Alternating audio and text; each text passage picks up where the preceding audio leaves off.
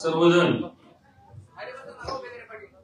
आदरणीय माजी आमदार धोंडे साहेब यांच्या प्रवेशासाठी या ठिकाणी उपस्थित आहोत। या कार्यक्रमासाठी उपस्थित असलेले आदरणीय धोंडे साहेब, गेवराईचे आमदार श्री विजयराजे पंडित, जिल्ह्याचे अध्यक्ष राजेश्वराबा, दुसरे आमदार श्री गर्जे साहेब, खोडके साहेब, सर्व स्टेजवरील उपस्थित सर्व आमचे प्रदेशाचे अध्यक्ष आणि सर्व उपस्थित सर्व ज्येष्ठ मंडळी आणि कार्यकर्ते मित्र,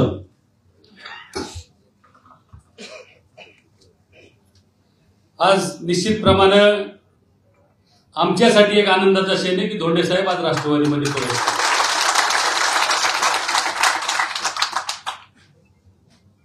कारण याच्यापूर्वी सुद्धा आपण सगळ्यांनी बऱ्याच वेळेस एकत्र काम केलेलं, मग मार्केटला असेल, मागची जिल्हा परिषद असेल। वास्तविक पाहता विधानसभेच्या इलेक्शनच्या वेळेस सुद्धा, म्हणजे मी कोत्या मनाचा माणूस नाही हे पण सांगितलं पाहिजे की विधानसभेच्या इलेक्शनच्या याच्यामध्ये सुद्धा मी दादांना असं सांगितलं होतं की तुम्हाला बीजेपीला जागा द्यायची असली तर धोंडे साहेबांना द्या, मी त्यांचं काम करतो, साहेबांच्या समोर सांगितलं होतं। पण तुम्ही आता म्हणजे आम्हालाच नाही, इथं जेवढे एवढ्याला तिथे एक ठेवद्या तयार करून ठेवली, बरोबर आहे चुकीचं आहे? प्रत्येकाला अडचण आहे, प्रत्येकाला तिथं आडवा पाय आता सध्या चालू आहे। ह्या प्रत्येक जो कार्यकर्ता आहे, मग तो राष्ट्रवादीचा असेल किंवा हे बीजेपी मध्ये होते, आम्ही बरोबर बीजेपी मध्ये काम केलेलं आहे, ते असतील किंवा त्या तालुक्यातली सगळी जनता असेल, म्हणजे गोर गरिबाला सुद्धा तिथं एवढा त्रास आहे आणि तो त्रास कमी करण्यासाठी आज आपण एकत्र आलो तर निश्चितप्रमाणे आपण तो त्रास कमी करणार। धोंडे साहेबांसारखं नेतृत्व आज त्यांचे मला वाटतं 4 वेळेस ते आमदार म्हणून राहिले। कारखान्याच्या बाबतीत सुद्धा आता काय अडचणी झाल्या म्हणून परवा मोर्चाही आपण त्या ठिकाणी धरणे आंदोलन बीडमध्ये केलं।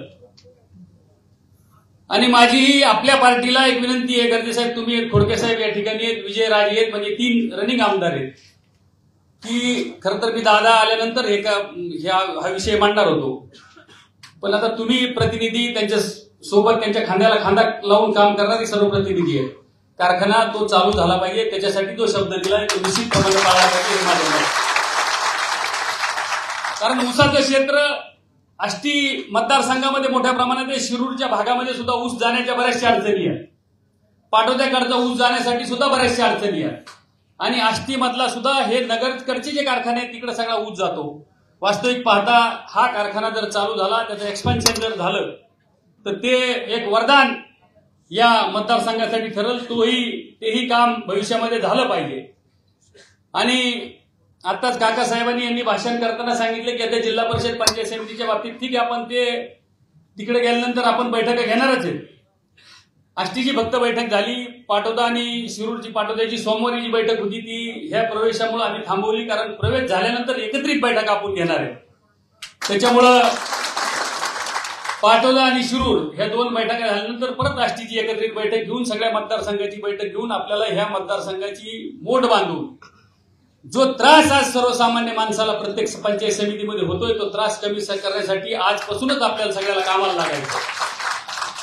कारण गेल्या काळामध्ये आपण पाहिलंय की पंचायत समितीमध्ये कशा पद्धतीने व्यवहार केले जातात, ह्या सगळ्या बाबी लोकांना माहिती आहेत। तर ते जर कमी करायचं असेल तर येत्याच हे इलेक्शन, कारण आपल्याकडे नगरपंचायतची इलेक्शन नाही, पण जिल्हा परिषद पंचायत समितीचे जे इलेक्शन आहे त्याच्यामध्ये आपण एकत्रितपणाने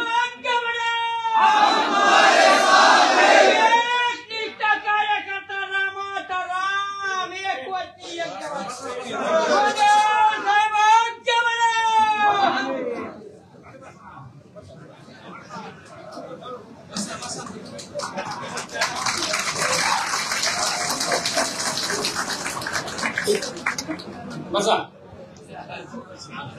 ते काम आपल्याला येत्या काळात करायचंय। आता आदरणीय दादा, आदरणीय तटकरे साहेब, आदरणीय धनंजयजी मुंडे साहेब हे येतीलच, ते आल्यानंतर रिफ्रेश होऊन नंतर प्रातिनिधिक स्वरूपामध्ये या ठिकाणी 2-3 भाषणं होतील, कारण वेळ झालेला आहे. आपल्याला सगळ्याला परत जायचंय. 350 किलोमीटर आम्हाला सगळ्याला परत जायचंय. सूरज भैया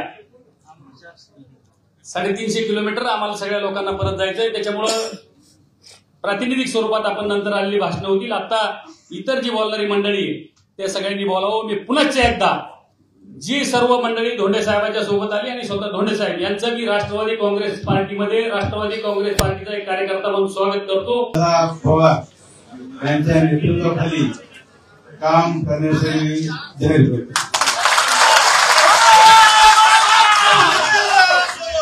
आपल्याला माहिती आहे की आष्टी पाटोदा शिरूर मतदारसंघामध्ये या अगोदर बाळासाहेब आजबे आमदार होते. व्यासपीठावर ते उपस्थित आहेत. त्याचप्रमाणे विजयराजे आहेत. तसेच राष्ट्रवादी काँग्रेसचे जिल्हाध्यक्ष या ठिकाणी उपस्थित आहेत. तसेच राजेश्वरराव चव्हाण, त्याचप्रमाणे सूरजराव चव्हाण, संध्याताई सोनवणे, काकासाहेब शिंदे, दीपकदादा भुमरे, विश्वास नागरगोजे, तसेच आपल्या जिल्ह्याचे नेते धनंजयराव मुंडे,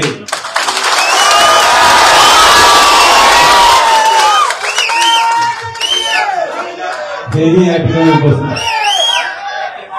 बंधूंनो, मी गेली अनेक वर्षापासून आष्टी पाटोदा शिरूर मतदारसंघाचं नेतृत्व केलेलं आहे.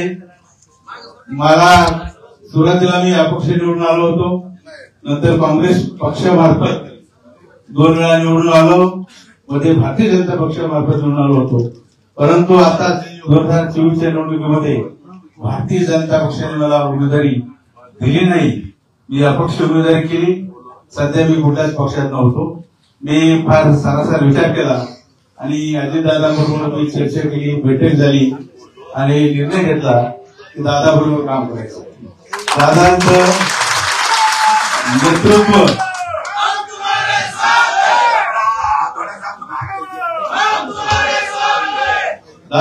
नेतृत्व हे विश्वासक आहे, खणखर आहे.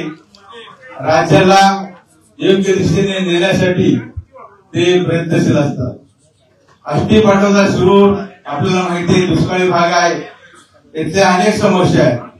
काही समस्या मागच्या काळामध्ये आम्ही सोडवल्या, परंतु आजही आमचा बंद पडलेला साखर कारखाना आम्हाला सुरू करायचा आहे आणि त्यासाठी मी आपल्याला विनंती केली आहे.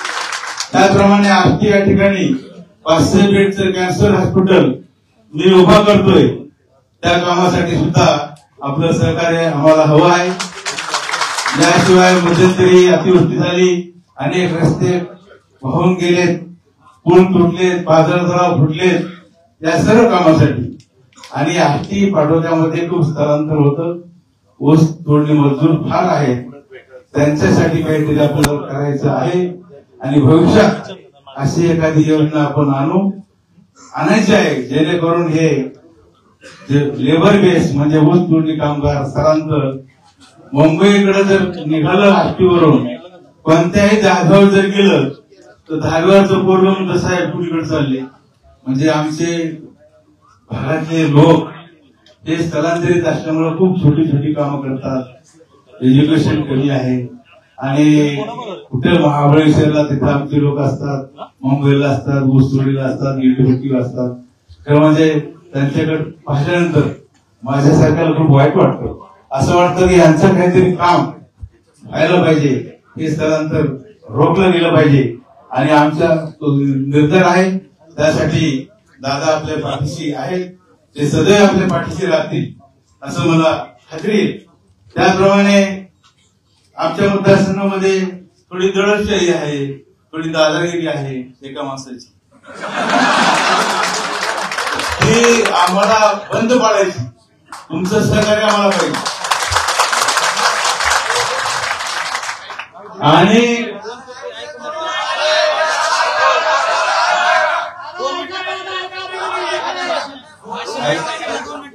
तुम्ही जरा सांगपणे ऐका.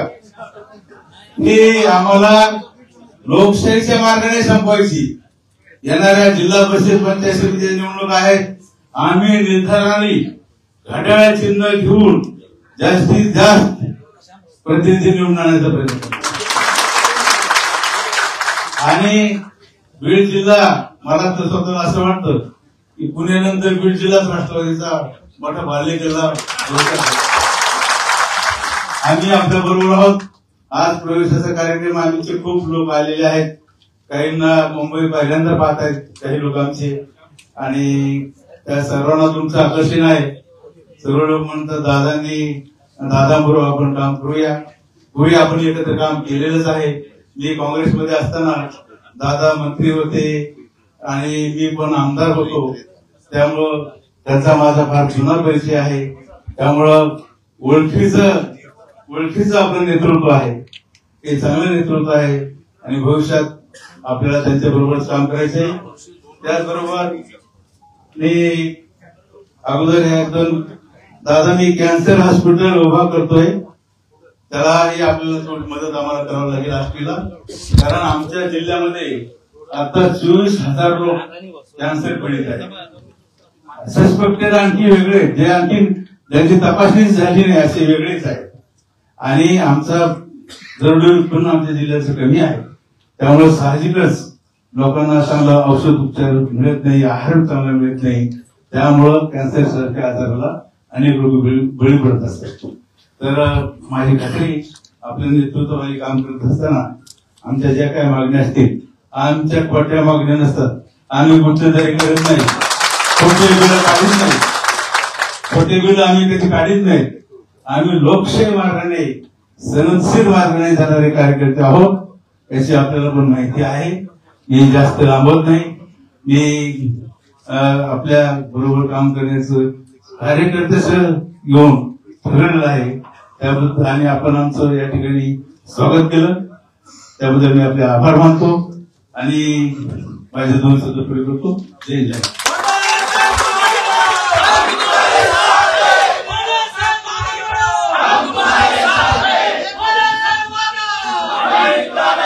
आपल्या सगळ्यांचे सहकारी, माननीय विधिमंडळातील माझे सहकारी माजी मंत्री धनंजय मुंडे साहेब, त्यांनी आपल्या विचार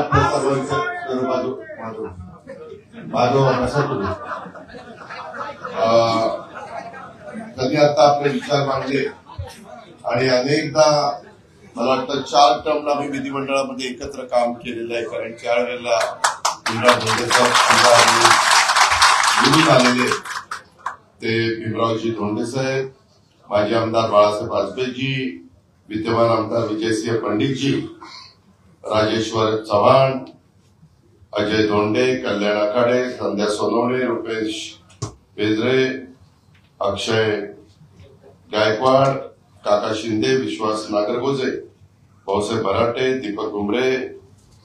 आज खरं तर मला उशीर झाला, त्याबद्दल सुरुवातीलाच मी दिलगिरी व्यक्त करतो. परंतु आज जळगाव जिल्ह्यातले काही सहकारी पक्षप्रवेश करतायत, तसंच बीड जिल्ह्यातले अनेक मान्यवर भीमरावजींच्या बरोबर राष्ट्रवादी काँग्रेस पक्षामध्ये प्रवेश करतायत. त्याचबरोबर जालना जिल्ह्यातील काही आमचे सहकारी आज राष्ट्रवादी काँग्रेस पक्षामध्ये प्रवेश करतायत. वाशिम जिल्ह्यातले पण काही आमचे सहकारी हे राष्ट्रवादी काँग्रेस पक्षामध्ये प्रवेश करतात. तर पालघर मधले देखील काही माझे सहकारी राष्ट्रवादी काँग्रेस पक्षामध्ये प्रवेश करतायत. ते तसंच उपस्थित असणारे रवी जैन, अरविंद चव्हाण, सोनाली ठाकूर, आनंद ठाकूर, सर्व माझे जळगाव, बीड, जालना, वाशिम, पालघर त्या जिल्ह्यातून आलेले पक्षप्रवेशाच्या करता उपस्थित सर्व मान्यवर, नेते, कार्यकर्ते, आमच्या लाडक्या बहिणी, आमचे बांधव, पत्रकार मित्र आणि माझ्या तरुण मित्रांनो, मी सुरुवातीला आपल्या सगळ्या समोर दिलगिरी व्यक्त करतो की मला धनंजयला आणि काय आमच्या सहकार्यांना यायला उशीर झाला. आज कॅबिनेट असते, प्री कॅबिनेट असते, अनेक आमदार भेटायला येत असतात. मंगळवारी आम्ही 100% मंत्रालयात किंवा सह्याद्रीला भेटू शकतो. यामुळं अनेक जण येतात आणि त्याच्यामुळे आम्हाला यायला उशीर लागला. मित्रांनो, इतक्या लांबनं आपण सगळेजण आला त्याबद्दल मी विशेषतः बीडकरांचं, जालना, वाशिम, पालघर, जळगाव या सगळ्याच भागातून आलेल्या सर्व मान्यवरांचं, सर्व सहकाऱ्यांचं मनापासून स्वागत करतो. मित्रांनो, राजकीय जीवनामध्ये चढ उतार येत असतात, वेगवेगळ्या घटना घडत असतात. एकंदरीतच काम करत असताना आम्ही शाहू फुले आंबेडकरांच्या विचारधारेने पुढे जाण्याचा प्रयत्न करत असतो. शेवटी सगळ्या समाजामध्ये जातीय सलोखा असला पाहिजे. एकमेकाच्या बद्दल आकर्ष, द्वेष कधी महाराजांनी म्हणजे शिवाजी महाराजांनी हिंदवी स्वराज्याची स्थापना करत असताना सर्वांना बरोबर घेऊन हिंदवी स्वराज्याची स्थापना केली असा इतिहास आहे. आणि तशा पद्धतीनं आपल्याला सगळ्यांना माहिती पण आहे. आपलं राज्य एक पुरोगामी विचारांचं राज्य आहे. आज या राज्यामध्ये वेगवेगळ्या प्रकारचे प्रश्न आहेत. मधल्या काळामध्ये पूरग्रस्त परिस्थिती निर्माण झाली आणि पुन्हा माझ्या बळीराजाला उभं करत असताना, बळीराजाला सावरत असताना, बळीराजाला आधार देत असताना त्यामध्ये देवेंद्र फडणवीस साहेब आणि आमचे एकनाथराव शिंदे आम्ही सगळ्यांनी मिळून महायुतीच्या सरकारच्या माध्यमातून 32,000 कोटीचा पॅकेज दिला. दिवाळीनंतर पण पाऊस पडला. पहिल्यांदा मित्रांनो मे महिन्यात पाऊस सुरू झालेला आहे, तो आतापर्यंत चालू होता असं महाराष्ट्राच्या इतिहासामध्ये पहिल्यांदा घडलेलं आहे. पहिल्यांदा घडलेलं आहे. इथं मगाशी चंद्रकांत ठाकरे पण आहे, मी मगाशी त्याचं नाव घ्यायचं राहिलो. अनेक सहकार्य सगळ्यांचेच मी उल्लेख करू इच्छितो. पण 6 महिने कधी पाऊस पडलेला बीडकरांनी बघितला नाही, जालनाकरांनी, जळगावकरांनी, वाशिमकरांनी, पालघरकरांनी, महाराष्ट्राने बघितला नाही. मी पण अनेक वर्ष, मी तर 35 वर्ष झाली समाजकारण राजकारण करणारे कार्यकर्ता. आदरणीय पवार साहेबांच्या नेतृत्वाखाली, मार्गदर्शनाखाली मला कामाची संधी मिळाली आणि तेव्हापासून मी आजपर्यंत काम करत आलोय. मी नेहमी महाराष्ट्राला सांगतो, मी कामाचा माणूस आहे, मला चुकीचं खपत नाही, मी नियमाने पुढे जाणारा एक कार्यकर्ता आहे. परंतु कधी कधी काही गोष्टी दुसऱ्यांच्याकडनं घडल्या तरी त्याच्या संदर्भात मला टार्गेट केलं जातं. ह्याचाही अनुभव आपण घेतला. त्या खोलात मी जास्त जात नाही. मी माझी भूमिका 3 वेळेला स्पष्ट केलेली आहे. चौकशी केल्यानंतर जे काही दूध का दूध, पाणी का पाणी येईल, कुणाचं खरं कुणाचं खोटं, ह्या सगळ्या गोष्टी येतील. परंतु मित्रांनो, एकंदरीतच या बीड जिल्ह्याला मला कधी वाटलं नव्हतं की माझ्या राजकीय जीवनामध्ये कधी ह्या जिल्ह्याचं पालकमंत्रीपद म्हणून मला कामाची संधी मिळेल. परंतु राजकारणात कधी काय घडेल सांगता येत नाही आणि इथल्या पालकमंत्री पदाची जबाबदारी ही माझ्यासारख्या कार्यकर्त्यावर येऊन पडली.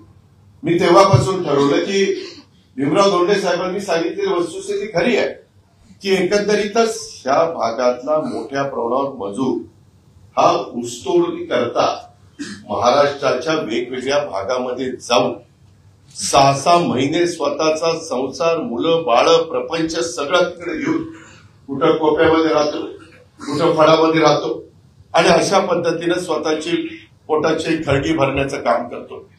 त्याच्याकरता प्रत्येकाने आपापल्या परीनं प्रयत्न केला. स्वर्गीय गोपीनाथ मुंडे साहेबांनी प्रयत्न केला, त्याच्यामध्ये धनंजयनी प्रयत्न केला, त्याच्यामध्ये भीमरावजी धोंडे असतील, त्याच्यामध्ये बाळासाहेब आजबे असतील, विजयसिंह असतील, पंडित किंवा आमचे प्रकाश सोळंके असतील, अनेकांची नाव घेता येतील, पंकजाताई असतील. मी त्याच्यामध्ये सर्वांनी त्यांच्या त्यांच्या पद्धतीनं प्रयत्न केला. परंतु आज देखील आता बैलांनी ऊस वाहणं कमी झालेलं आहे. आता आम्ही त्याला जुगाड म्हणतो. ट्रॅक्टर आणि ट्रॅक्टरला मागं अशी एक ट्रॉली लावतात आणि मोठा प्रमाणावर ऊस त्याच्यामध्ये आणतात. आता हार्वेस्टर निघालेला आहे. आपल्याच मराठवाडा जिल्ह्यामध्ये मालदा कारखाना विलासराव देशमुखांच्या नेतृत्वाखाली चालणारा, उभा राहिलेला तो कारखाना 100% ऊस हार्वेस्टरनी तोडतो. म्हणजे पुढं मागं काही वर्षांनी सगळी मशिनरी येणार आहे. टप्प्याटप्प्याने सगळे साखर कारखाने त्या रस्त्याने चाललेले.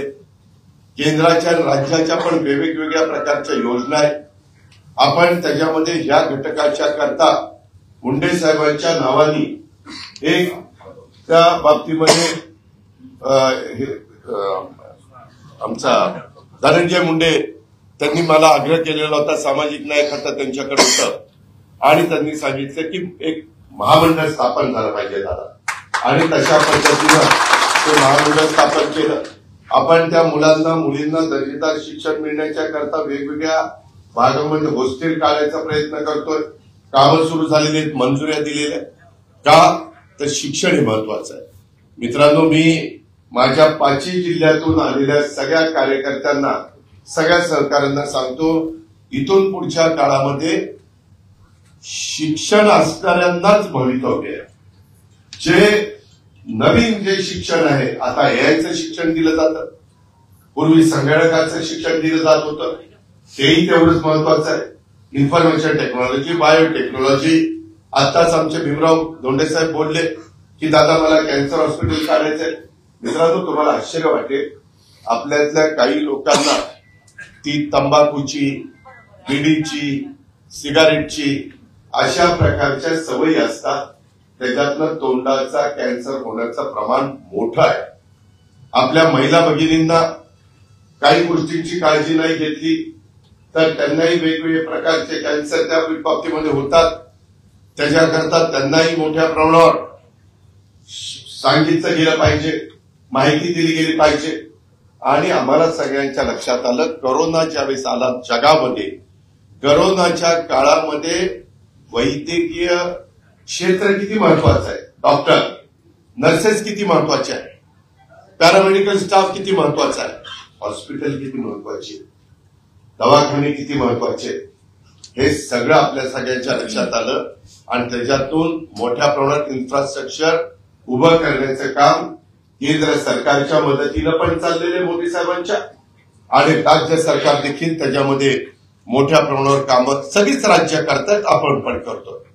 आम्ही प्रत्येक जिल्ह्यामध्ये मेडिकल कॉलेज काढायचा निर्णय घेतला. आपल्या बीड जिल्ह्यामध्ये तुम्हाला माहिती नाही, परंतु अंबेजोगाईला आशियामधलं पहिलं तालुक्याच्या ठिकाणचं मेडिकल कॉलेज कुठलं आहे तर ते आपलं बीड जिल्ह्यातलं अंबेजोगाईचं मेडिकल कॉलेज आहे. पण तिथेही मोठं काम करण्याची गरज आहे. मी मध्ये आढावा घेतला.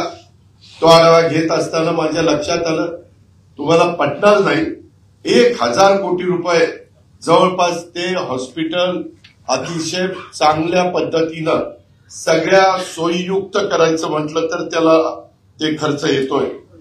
जळगावमध्ये मोठ्या प्रमाणात हॉस्पिटलचं काम त्या ठिकाणी चाललेलं आहे. त्याच्यामध्ये आपण पालघरला पण पुढच्या काळात हॉस्पिटल देऊ इच्छितोय. जालन्यामध्ये देखील तशीच प्रकारची परिस्थिती. वाशिममध्ये जरी हे छोटे जिल्हे असले, आता वाशिमला तर मला वाटतं 3 आमदारांचा जिल्हा, आणि मी तुमच्या पुढे बोलतोय, पुणे जिल्हा 21 आमदारांचा जिल्हा आहे. 3 कुठं आणि 21 कुठं, एवढा फरक आहे. परंतु शेवटी तोही जिल्हाच आहे, तिथेही आपले बांधव राहत आहेत. आजच त्याच्या संदर्भातले काही महत्वाचे निर्णय कॅबिनेटच्या निमित्ताने घेण्याचा प्रयत्न केला. हिंगोली असेल, वाशिम असेल, कारण तिथल्याही लोकांच्या करता शेतीचं पाणी असेल, पिण्याचं पाणी असेल, हे तितकंच महत्वाचं आहे. तेही काम आमचं बाबांवर चाललेलं आहे. आणि मी मगाशी सांगत होतो की बोलत असताना आमचे भीमरावजींनी सांगितलं की दादा एकंदरीतच कॅन्सर हॉस्पिटल मला पण काढायचंय. त्याच्याकरता भीमरावजी, आम्ही आता ज्या पदावर काम करतोय, मला अनेकदा या राज्याच्या जनतेने 6व्यांदा उपमुख्यमंत्री पदाची संधी दिलेली, त्यामुळे माझ्या अनेक ओळखी वाढलेल्या आहेत. आजच सकाळी एक डेलिगेशन माझ्याकडे आलेलं होतं. रोज कुठले ना कुठली डेलिगेशन सिंगापूरचं असेल किंवा व्हिएतनामचं असेल, वेगवेगळे मान्यवर येत असतात. आणि त्यांना आपल्याकडं, त्यांच्याकडे पैसा आहे, जपानकडे पैसा आहे. ते आपल्याला जर बुलेट ट्रेन किंवा असे काही मोठे प्रोजेक्ट करायचे म्हटलं तर 1%, 2% व्याजाने पैसे देतात, कारण तिथं पैसा अमाप आहे. आणि मग त्याच्यातून आपण डेव्हलपमेंट करत असतो. त्याच्यातून मोठे मोठे रस्ते घेण्याचा प्रयत्न, जायका मार्फत आणखी काही प्रोजेक्ट घेण्याचा प्रयत्न, असा वेगवेगळ्या पद्धतीनं कमी व्याजाने जो पैसा मिळतो त्याच्यातून थांबून पुढे प्रकल्प करण्यापेक्षा आत्ताच प्रकल्प केले तर ते कमी पैशामध्ये होतात, कारण पैशाचं किंमत दिवसेंदिवस कमी होते. आणि त्याच्यामुळे हा प्रकार आपण अवलंबलेला आहे. आणि त्याकरता भीमरावजी, तुम्ही जे सांगितलं कॅन्सर हॉस्पिटलचं, माझ्या ऑफिसचं इथं काही जण असतील, त्या संदर्भामध्ये डॉक्टर भोसले त्यांना सांगून त्यामध्ये आपल्याला अनेक वेगवेगळ्या कंपन्या CSR मधून निधी देतात. मला त्याच्याबद्दलची पूर्णपणे एक माहिती द्या आणि मग त्याच्यामध्ये आपले ढाकणे आणि भोसले त्यांनी दोघांनी तिथं त्या बाबतीमध्ये लक्ष घालावं. आता तर आम्ही महाराष्ट्रातल्या वेगवेगळ्या जी काही आपली हॉस्पिटल आहे त्याच्यात पण कॅन्सर हॉस्पिटलचं युनिट काढतोय. नागपूरला एक सुंदर hospital, cancer hospital Devendra Fadnavis साहेबांच्या नेतृत्वाखाली निघाल. मी स्वतः बघितलं. भीमरावजी 550 कोटी रुपयाचं हॉस्पिटल आणि अजून तिथं 300-400 कोटी रुपयाचं काम हे फ्युचरमध्ये चाललेलं आहे. मध्य प्रदेशमधले देखील लोक तिथे येतात, इतकी व्यवस्थितपणे तिथं ट्रीटमेंट मिळते आणि सगळं अत्याधुनिक अशा पद्धतीनं केलेलं आहे. तशाच पद्धतीनं तुम्हाला आपण टप्प्याटप्प्याने त्याच्यामध्ये पुढे जाऊ.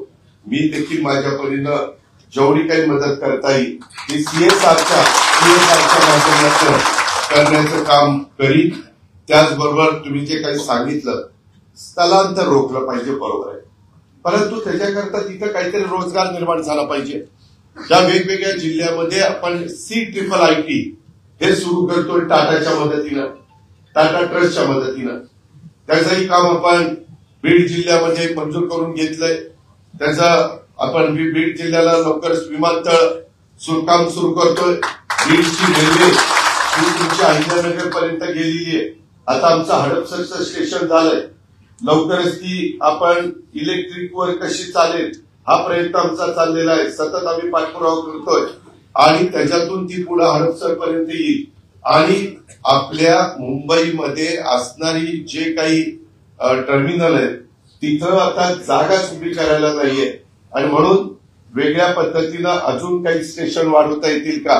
पहिल्यांदा आपल्याला पुण्यापर्यंत ती रेल्वे न्यायची आणि पुढं आपल्या सगळ्यांचं एक स्वप्न आहे की आमची बीडची रेल्वे ही मुंबईपर्यंत आली पाहिजे आणि मुंबईतून आमच्या लोकांना बीडला आणि बीडच्या लोकांना मुंबईला असं जाता येता आलं पाहिजे. जेवढं दळणवळण चांगलं होतं तेवढा तिथला विकास झपाट्याने होतो. ही गोष्ट सगळ्याच बाबतीमध्ये, पालघर आमचा आदिवासी जिल्हा आहे, तसंच आमचा जालना देखील छत्रपती संभाजीनगरमधनं नवीन तो जिल्हा निर्माण झालेला आहे. वाशिम जिल्हा देखील पूर्वी अकोला वाशिम एकच होतं, त्याचं विभाजन झालं. अकोला वेगळा, वाशिम वेगळा. पालघरचं ठाण्यामध्ये पूर्वी 24 आमदार होते, त्याच्यातले 6 आमदारांचा एक जिल्हा पालघर म्हणून झाला. निव्वळ आदिवासी भागाचा तो जिल्हा आहे. तिथं तर आता पंतप्रधानांनी आम्हाला हे नवीन सरकार आल्यानंतर 76,000 कोटीचं वाढवण बंदर मंजूर करून दिलंय. संपूर्ण तिथलं चित्र बदलणार आहे. तिथं आता जसं मुंबईला कुठल्याच शहरामध्ये इंटरनॅशनल स्तरावरचे 3-3 विमानतळ तुम्हाला पाहायला मिळणार नाही, पण मुंबईचं नेहमीचं विमानतळ, नवी मुंबईमधील पंतप्रधानांनी उद्घाटन केलेलं विमानतळ, तिथं 2 धावपट्टे आहेत, तिथं टेक ऑफ पण होतो, लँडिंग पण होतं आणि तिसरं आम्ही वाढवणला पण करणार आहे. आणि कोस्टल रोड आणि त्याच्यामध्ये मोठ्या प्रमाणावर रस्ते.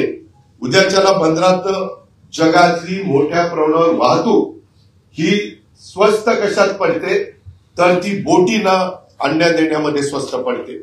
त्याकरता आपल्यातला माल परदेशात निर्यात करताना आणि परदेशातला माल आयात आपल्या भारतात करताना तिथं त्या वाढवण बंदर जगातल्या 10 बंदरापैकी एक ते बंदर समजलं एवढं मोठं बंदर आहे. तिथं नॅचरल खोली इतकी चांगली मिळाली आणि तिथं थोडा लोकांचा विरोध आहे, परंतु उद्याच्याला कुणाला वाऱ्यावर सोडायचं नाही, त्यांच्या रोजीरोटीचाही प्रश्न सोडवायचा.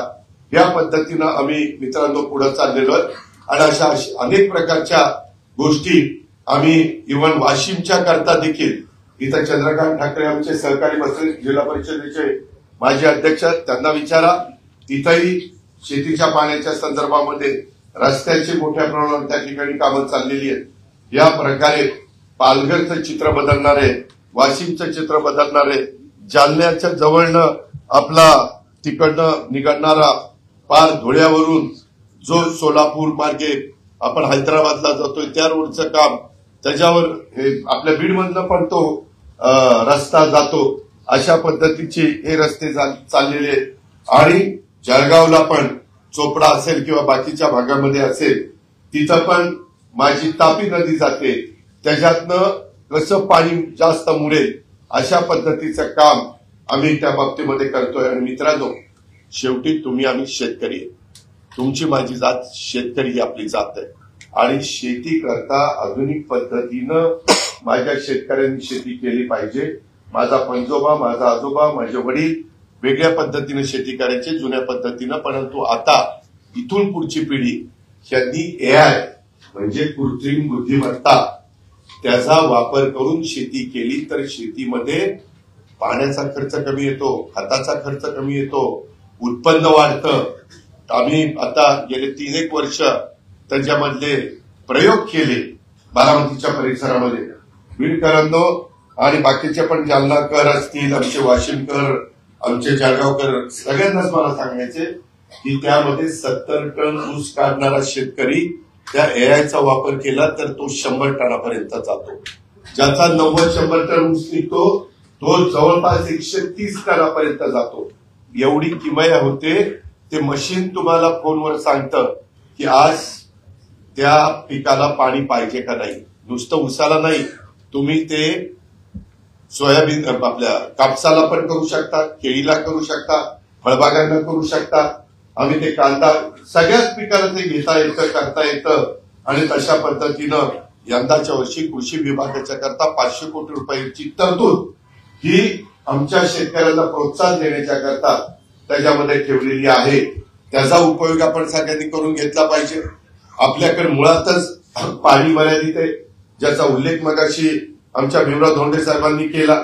आणि हे स्थलांतर रोखायचं असेल तर तिथं उद्योगपतींना आणण्याच्या करता त्यांच्या विमानाची व्यवस्था, त्यांच्या करता रेल्वेची व्यवस्था, त्यांच्या करता रोडची चांगल्या प्रकारची व्यवस्था सुविधा, मग अधिकारी तिथं चांगले येतात, ते तिथं गुंतवणूक करतात. आणि माझी तुम्हाला दुसरी एक विनंती आहे, उद्याच्याला ते तिथं राहायला आल्यानंतर त्यांना त्रास नाही दिला पाहिजे.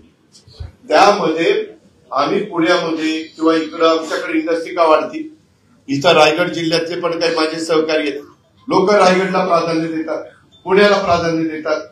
तिथं त्रास त्यांना तुलनात्मक कमी आहे. आपल्या इथं जरा वेगळं ऐकायला मिळतं, खरं का खोटं ते तुम्हाला माहिती. त्याच्यामुळं हे जे काही प्रकार चालतात, मग उद्योगपती कशाला तिथं गुंतवणूक करतील. हे परदेशातली लोक येतात आणि करोडो रुपयाच्या वेळेस गुंतवणूक करायचा प्रयत्न करतात.